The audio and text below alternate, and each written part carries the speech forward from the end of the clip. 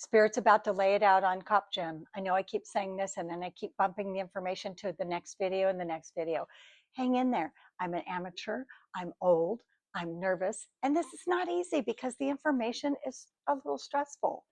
Okay, thank you. We're getting back to this reading, the third one I've had with Peter since I left Jim. I've been away a month. We're getting more and more pieces to the puzzle every time I talk to Peter, and I think that's why I keep calling him for help and support from Spirit and my parents, but also the puzzle pieces are bigger and heavier from Spirit ever since I leave Jim. They're a little more intense. Okay, back to Peter and the reading. He was talking about Jim's extreme PTSD from an on-duty incident and how it's manifesting so much more since retirement. And at the end of the previous video, I told you how Spirit warned me about 6 months after this reading. I was still curious about all this, and Spirit warned me, knock it off. I'll be in mortal danger. I've already been protected from harm on multiple occasions based on my curiosity. Okay, back to Peter and the reading. He was talking about Jim's extreme PTSD from an on-duty incident and how it's manifesting so much more since retirement. As a result, my higher self said, Jim struggled greatly to resist the darkness within himself, which is known as a distinctly malevolent persona that the kids and I call the cowboy. He's much talked about in my other videos. If you want to know more, just dial it back and go to the beginning. There's a lot there about this dark, and I'll just say evil entity. And Jim was leaning more and more into his alter ego's activities. My mom inserted here that Jim has been terribly plagued by PTSD from that day onward, from that incident. Peter reiterated as well that since then, Jim has grown increasingly darker, so much so that currently he felt sick to his stomach when connecting to the energy. And I will tell you, this is the very first time that Peter said he has felt physically ill channeling Jim's energy, and it isn't the last. And before 2022 ends, Peter no more will read Jim's energy. He could read anything I want, but he will never again tap into Jim's energy.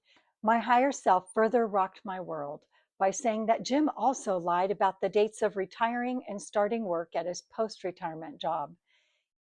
And that would have been 2017. He retired May, and the very next month, June 2017, he started a bailiff job.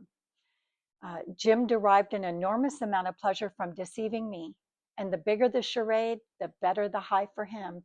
And no cost was too much in his book. What a peach. My brain was spinning, but up front was a now profound memory of a situation with Jim at what would have been 9 months into this fake going to work period. Jim made a big show of asking me to help him assemble his sizable resume, and he wanted it to go in a binder for his application for the bailiff job. It was a massive tabletop covering endeavor with over 25 years of accumulated experiences to copy, hole punch, and file, all things I could do like a whiz. There were duty assignments, training certificates, commendations, skill sets, including level 1 paramedic for that entire career. All of that effort going on while, according to Spirit, he'd already had that job for over 6 months. Why was I so dang dumb? Why, girl, why? Looking more closely at this problematic timeline that revealed a year-plus long lie, I then asked Peter how it could possibly be true. For that, my mom stepped forward to tell me that, yeah, it's true, because Jim could not bear the weight of any guilt, shame, and disappointment that the truth may have forced him to face. So we fabricated an elaborate performance, and he's excellent at that. Well, clearly, because he lived a full-on marriage and family life, and the entire thing was a cover story for the lizard person he was behind closed doors. Not our doors, other doors. I'll pop in here, and I'm going to tell you that a few months into this 13-month performative period, where he was faking going to his cop job, I once asked Jim why he wasn't carrying his duty weapon anymore.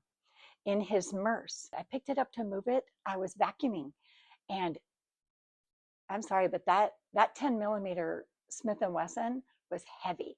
It was heavy. It was not in the Merce. His answer was that he began storing it in his locker at work. Well, guess what else I didn't see at home anymore? that big heavy cop belt. When those are fully loaded, it's 22 pounds. Anyway, no more duty belt, no more duty weapon.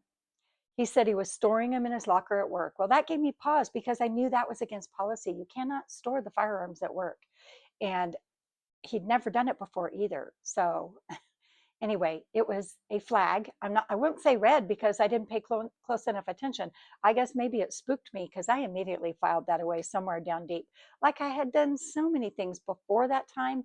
And obviously, you know, by now, afterward, I bury stuff like a gravedigger. If it upsets me, I get the shovel out, down it goes.